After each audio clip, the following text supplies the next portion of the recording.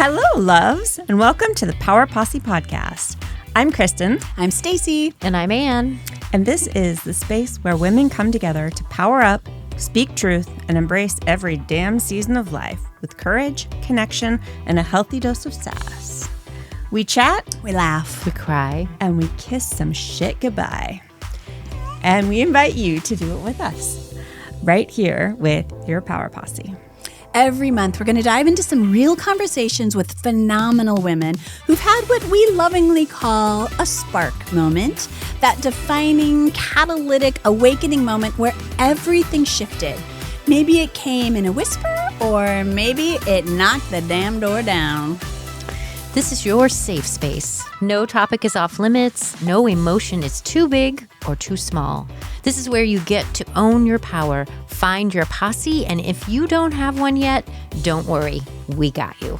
Awesome. So today we are super thrilled to welcome Renee Bryant Moore to our pod.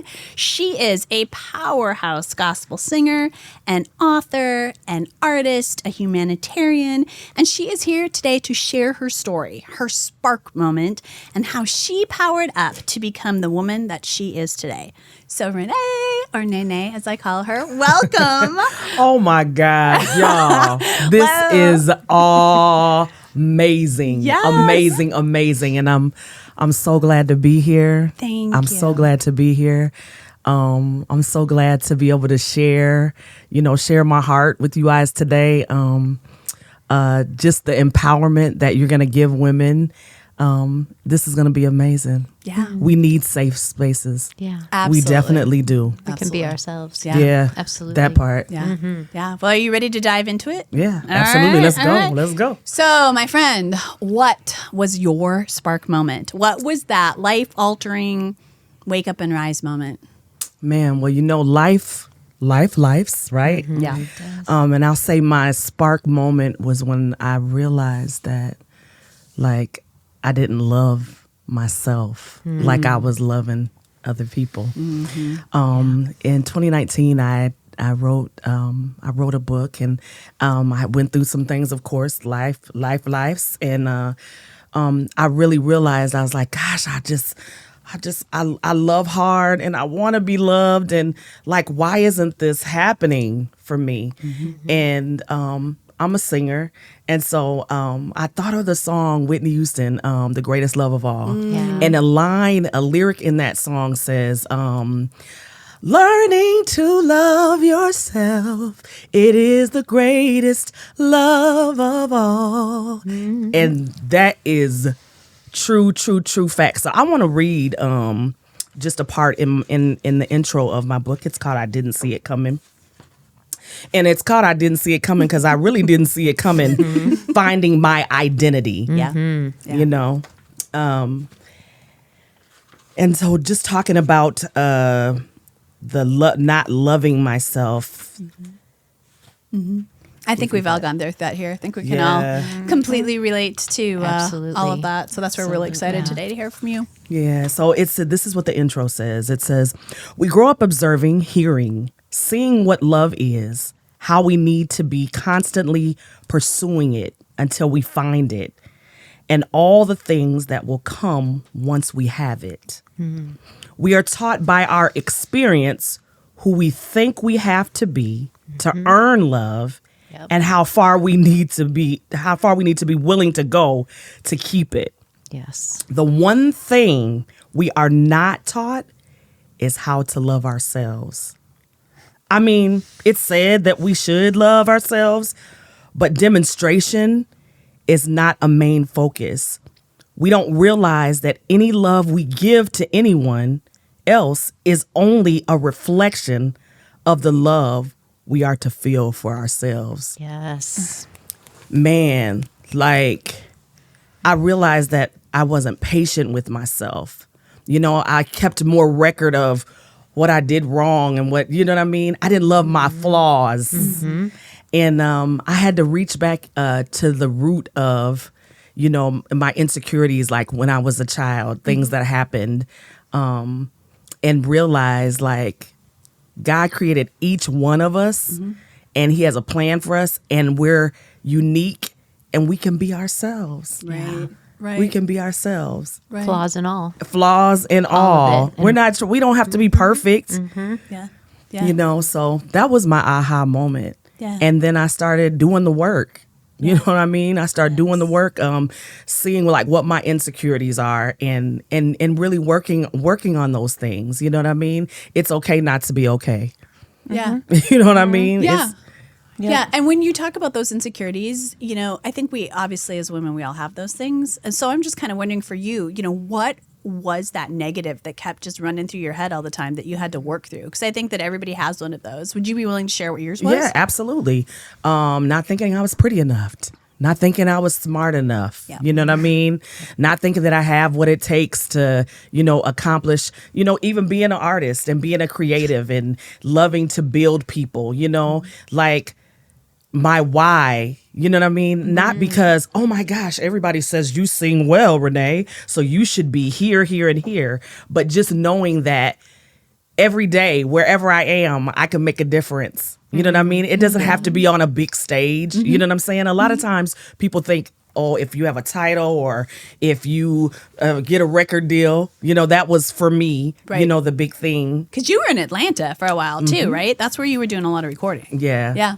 Yeah, I was in Atlanta, and I literally, the day after I graduated high school, I'm born and raised here in Cedar Rapids, Iowa, and the day after I graduated high school, I moved to Rockford, Illinois. Yep. I was in love, and that's where kind of like my music foundation, like I was, you know, built, and I think that in my mind, like that's all I thought I was good enough to do was just sing, you know? Yeah. Just lots of insecurities. But like I said, I really allowed people's what they were, you know what I mean? What they were saying about me. You should be here. You should be doing this. You can, you know what I mean? Yep. And not realizing that like my gift to sing is, it can work everywhere. Yeah. You know what I mean? It doesn't have to be on a main stage. Now, if that's what God has for me, yes, absolutely. But that doesn't determine if I'm successful or not. Yeah. Right. And, you know, and speaking of that successful part of it, I'm really kind of interested, you know, I know the title of your book is I Didn't See It Coming. What kind of was the precipice that brought that all around, tying into kind of what it is that you're talking about?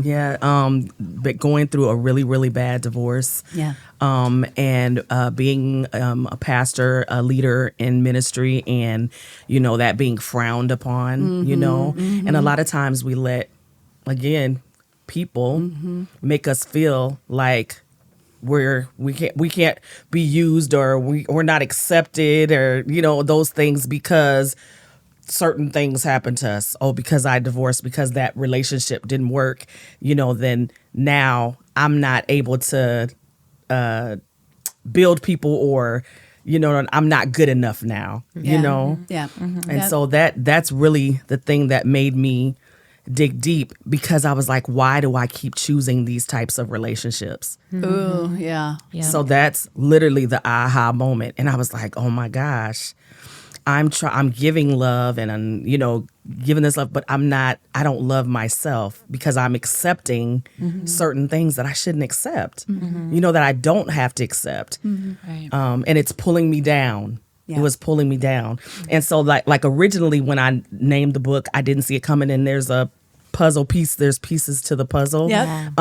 It was because I named it that because I was like, I didn't see it coming that he was going to do all these things to me. Right. But really, in the end, when I finished the book, I was like, I didn't see it coming. I found my identity. You know, because sometimes when things happen to us, we blame other people, even if they could have done certain things wrong to you, you know.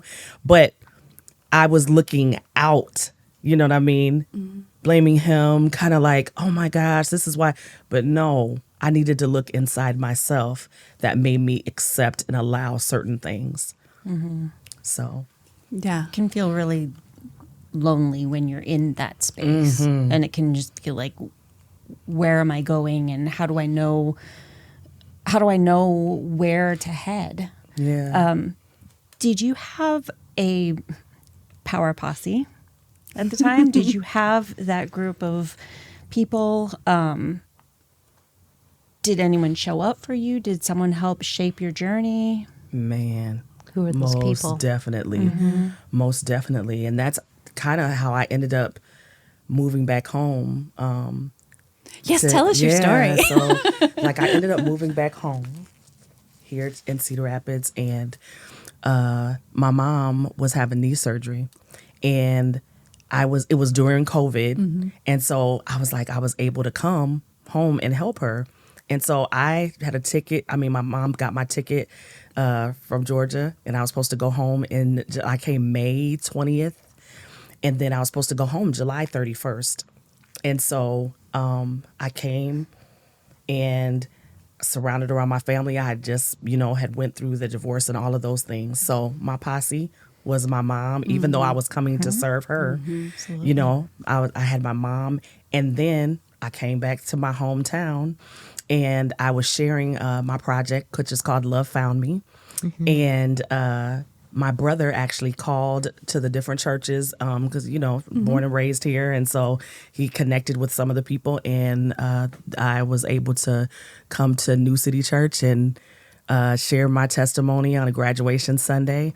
And like from there, people that I grew up with, my friends and all of that, they were there. And from there, then I decided I was going to contract while I was here with as the music director. And that was my safe place, music, music, God and music. And then my posse was formed. Then I met Ann and I met Stacie and so like the right people came on the healing journey. And when you look at that, how much of a surprise was that for you? Oh my gosh, a huge surprise. And that leads me to say that sometimes we think we want it to be certain people, right, that are going to come around and come alongside you. We want it to be certain people, but man, God really, he knows, and he brings those people to you. I would have never guessed that my posse would have been people that I met on the way, singing and encouraging each other. We're meeting each other somewhere, you know what I mean? I would have never thought that. And it became a sisterhood. And I think it's because of connection, you know what I mean? Because connection in loving people, caring for people, serving others. Like when your heart is like that, then those people come around. Yeah. So yeah. Absolutely. Wow. And I want to go a little backwards. You had mentioned your divorce and when you were going through your divorce, and each of us here kind of have our own stories with that. I'm divorced, process of divorce. When you went through that, and I know that you talked about the church and how that's something that was really frowned about that, what's something that you would say to other women who are out there who maybe are struggling with their decision or are feeling really alone or are also maybe kind of feeling guilty because they're like, I'm proud of myself for doing something finally that I know is the right thing to do for me? Oh my goodness. Yes. No. I would say that like believe in yourself, and God, he loves us flaws and all. And he loves us flaws and all. And so don't let people bring you down. Don't let people put their words on you. If something is unhealthy and not good for you, be proud of yourself and walk away. Walk away because you don't have to live life miserable. You don't. We don't have to. And most of the time, we are doing it because of what is these people going to say? What is this group going to say? Well, we were around these people. You know what I'm saying? Mostly everything, when you think about it, it's always about Other people. Other people. And people are going to say and have their opinion regardless. They are. Yep. Yeah. And how do you just keep navigating through all that, especially when you have a lot of groups a lot of times that can be very much intertwined. And a lot of times I think people think that they know what's going on in your life better than you do, even though you're the one who's actually walking in those steps. So what kind of advice would you give for people when it comes to things like that? Man, stay focused. Affirmations. I definitely meditate and read and think on things that are positive. You know what I mean? I am confident. I am courageous. You know, I can do all things. I have scriptures.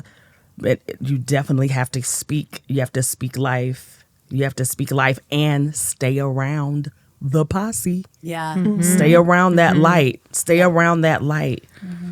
Do you feel like you always saw that light, or is that something, that positivity, is that something that you gained through experiences, or is that a part of your personality from the beginning?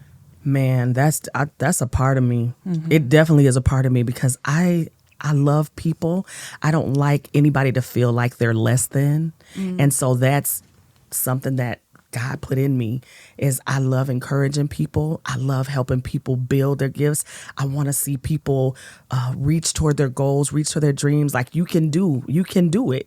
You really, really can. And so, yeah, I would say that light, and that light comes from God, the one that made me, the one that knows me. You know, a lot of times we say, and people say, you know, God is love. But some people will never know God, but they can know God because love is inside of you, you know? And so I just think that should just be reflected always, always. So tell us about some of your projects that are putting this light out in the world. So I sing, and I feel like I'm a storyteller. Yes. I love singing. I love singing music and lyrics that speak to your heart, your soul. Like on my project, I have a song and it's called "I Can Do," and I wrote it during a time that there was lots of things going on, lots of storms, lots of. I was just down and just trying to figure out things. It was in my 20s. And so, just trying to figure out life and maturity. And it says, I can do all things through Christ. I can do all things through Christ. I can do all things through Christ who strengthens me. And then the B section says, He knows that the load gets heavy. He knows that your burdens seem so hard to bear.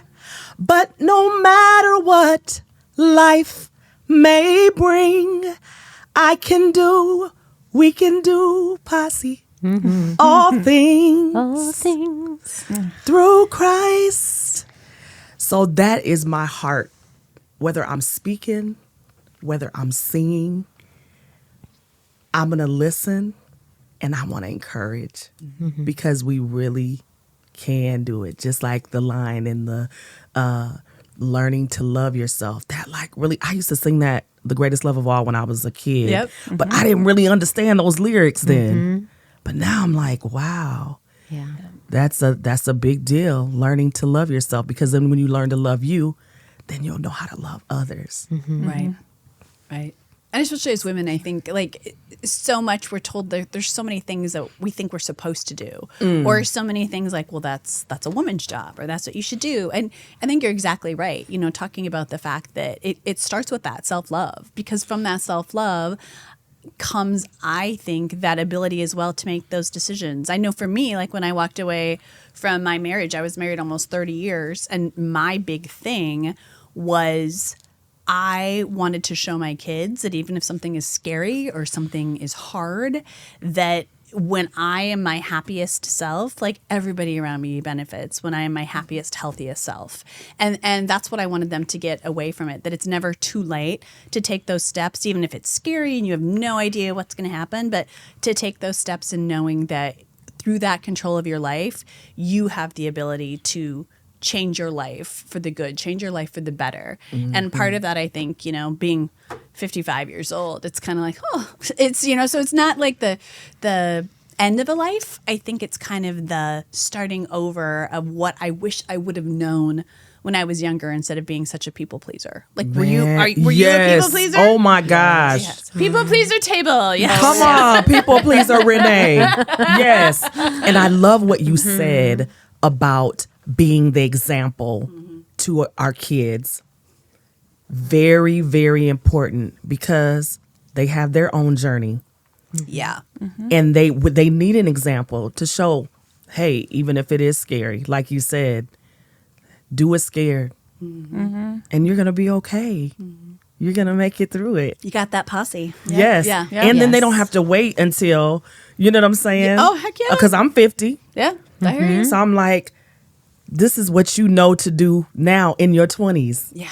You know? Yeah. What would you Yeah. tell yourself now that you know at 50? What would you tell yourself, back when you were The 20-something. 20-something? Renee. Man. Wake up, Renee. Wake up. I love that. Yes, it would be wake up. Yeah. Girl, you are amazing. Wake up. Yeah. Wake up. That would be mine. That's what I would tell myself. Wake I up. love that. I love I that still too. tell myself. Listen, okay? Daily. 20s, forget it. 50s, Okay. I'm telling myself, wake up. Listen, and I feel like what you just said, that's something that we have to do daily. Right. Daily. Right. Especially when we forget. And it's Yes. really easy, isn't it? Like, as a people pleaser, I know that it's very easy to get sucked back into things that I'm like, thinking I'm so cool because, I got Yeah. this, I did counseling, and now I'm good. I don't put up with that. And it's so easy Right. It to is. get sucked back in Yeah. when you've been conditioned, like through yourself or through other situations in life, to try to fix something for everybody. Yeah. And then I get so irritated at myself. It's like, oh my gosh, how much have you spent on therapy to supposedly know better? And it's Yeah. like, nope, here we go again. Yeah, We're that- always recovering Oh. from people pleasing. Always, Always. 100%. Yeah. Yeah, and when we can't tell ourselves, we've got our posse to remind us. Yeah. Yes. Girl, you're amazing. Yeah. The power of it. Yeah. So I want to know as well, like when you now, with everything that you have going on, what is it that you are hoping the old you is bringing to the new you? Where are the two of those kind of coming together and marrying? And what do you want to utilize through those experiences going forward? What's the message that you want to give out to everybody, but also more importantly to you? Like, what is it that continues to drive you, continues to feed that, creative in you? To tell me the old me tells me that I can do every day and that I have to do the work daily. I have to speak life daily to myself so that I'm in a good and healthy place and stay connected around the posse. Stay connected around the posse. Because if you veer off, then those old ways can come back. Yeah. And you can find yourself climbing back up again. Yeah. Absolutely. Yeah. What do you think about a posse? What do you think is the most important parts about it? Why is it important for us to have posses these days? Why is it important for us to, as women especially, to have that group of women, who hold us accountable and who maybe say things sometimes that we don't want to hear? What's the importance of that? The importance of that to me is it's building our lives every day honestly and healthy, And you're so right in saying, when telling us stuff that we don't want to hear. Right. We need that. We don't need yes people. Because you learn through correction. Yeah. You do. So true. You really do. Or sometimes we don't, but Yeah, that's true. Sometimes we don't, and then we have to keep repeating the same thing over and over again until we get it. that's right. That's right. But the thing about the posse is that that no matter what, flaws and all, like I love you and I got you. Yeah. So I'm gonna tell you the truth because I want you to be better. That helps us to make decisions. It helps us to discern. You know what I mean? What's around us, and it helps us to know what to do step by step. Yeah. And these are people that you know you can trust. That they part. really know you, the real you, and they love and accept you, period. They can handle your humanity. Yes. Oh, I love that. Because everybody can't handle it. And I had to learn that the hard way, being a people pleaser and just like, no, but I love them. I thought that they loved me the same way. Sometimes, and that's not always going to be. Yep. So that's the importance to me of your posse, your tribe. Is your tribe is the one that loves you, flaws and all. They're going to tell you the truth, and they're going to push you. They're going to push you all the way. Out of that comfort zone. Yes, sometimes. out of your comfort zone, Yeah. and all the way to whatever it is that's inside of you that you have to give in this world. Because we all have something. I don't care if you're quiet. I don't care if you're loud. I don't care if you're wild. I don't care. It don't matter. Yep. Everybody on this earth has purpose. Yep. And can make a difference in somebody's life. Yeah. And our posse often sees that before we do. Man, that part. Ooh. Truth. Yes. Yeah. Yes. Yep. Yeah. So as a former peacekeeper, how is it that you now have become a peacemaker? How did you get to that point? And what would you say to somebody who's finding instead that they always are that peacekeeper instead of that peacemaker? Because there's a huge difference between the two. One of those is a real positive, and another one is I do anything, including shutting myself down to keep the peace, rather than being that person who sometimes peacemaking is saying, I need to walk away from this for my own sanity and for the health of this relationship. So can you speak on that a little bit? Yeah, and I think that you become a peacemaker during the tests and the trials of life. Yeah. In those experiences, you know what I mean? That's where you learn. And that's where you're stretched, and being willing to like walk through the process, even though it doesn't feel good, you know, instead of being like, okay, I don't want to, for example, even, you know, in divorce, well, I'm just going to stay and I'm just going to do this because that's peacekeeper. Peacekeeping. Yeah. Yeah. And peacemaker is, I don't care what anybody says. I don't care what's going on. I'm scared, but I'm going to do it and I'm going to get through it. Yeah. And that person is hopefully going to be better, but I'm sure going to be better. Absolutely. Yeah. Absolutely. Yeah. Yeah. Yeah. All right. I think we have 3 final questions. We do. So we're going to lighten it up a little bit here for you. So are you ready? Yeah, I'm ready. Okay. What is your favorite swear word? You know what? I can't. For real. I really sound funny if I said a swear word. Like, I know. I was like, when I thought about it, I don't have a swear word, but I'll be like, I have plenty. Would you like to borrow some of mine? You know what?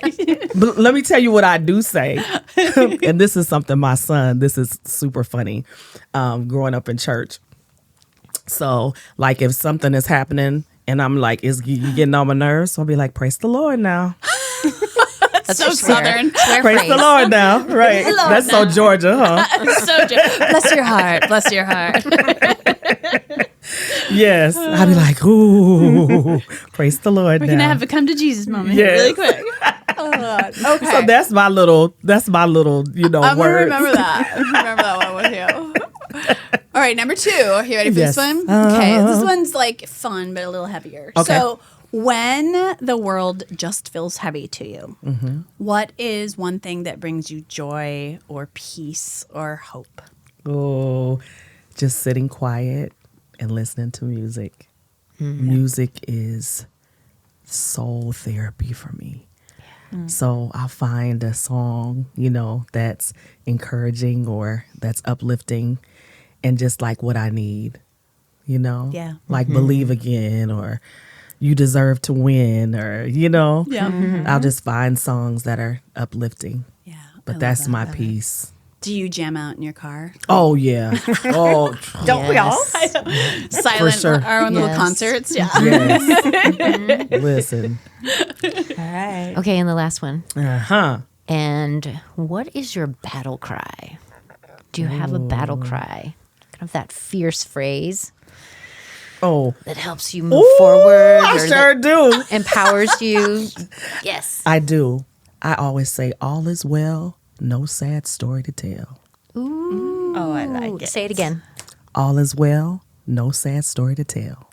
Yes. All is well, No sad story to tell. Nice. Bless your heart. Praise the Lord now. Praise the Lord. Okay, so Rene'e, how can people find you? How can people find your books? Where can they find your music? All of that good stuff. Do you have some socials that people can also connect with you for some, conversation, advice, all that other good stuff? Learn more about you and your story. Yes, absolutely. You can find, my book. Okay. I have a couple of books. I have a cookbook as well, but I didn't see it coming. You can find that on Amazon, Okay. and also you can find my cookbook. It's called Love Found Me. I, had a journey to weight loss and just eating healthier and all of the good things, and so I kind of share my story in the cookbook and some little recipes. Love it. Love it. And then music? And then music, Love Found Me Project. You can find it on all social media platforms. You can find it on YouTube. Okay. And you can also find it on Amazon as well. And then my Instagram and my Facebook, if you put in letters CRENEEWIN, which is C, Renee Wynn, you will find Renee Bryant Moore. I love it. I love it. Awesome. Thank you. Thank Oh you my so gosh. much for coming in today and for sharing your heart and your story and for letting people get to know a little bit more about you and what your spark moment was. And thank you for being part of the Power Posse today and really for being our first guest. You are my friend. You are a damn inspiration. That's for sure. This was amazing. I thank y'all. Thank y'all so much. Thank y'all for being out here for women to be empowered. It's amazing. Thank you. Thank you. Thank you.